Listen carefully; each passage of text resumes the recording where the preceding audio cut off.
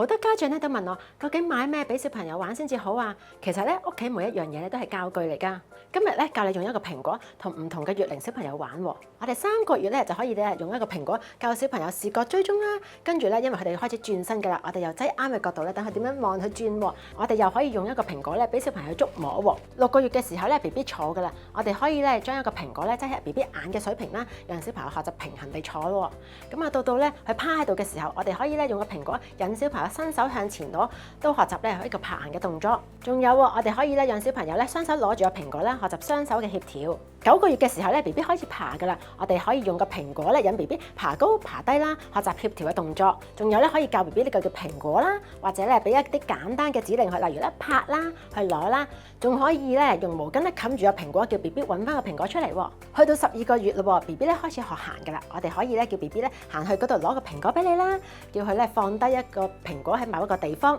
用叉咧吉蘋果學習呢個小手機嘅。到18個月嘞，我哋咧可以咧將個蘋果擠喺隻碟上面咧，叫小朋友運送嘞，訓練佢哋嘅協調啦、動作嘅穩定性，仲有可以做配對蘋果啦、分辨蘋果嘅顏色啦、大細等等嘅。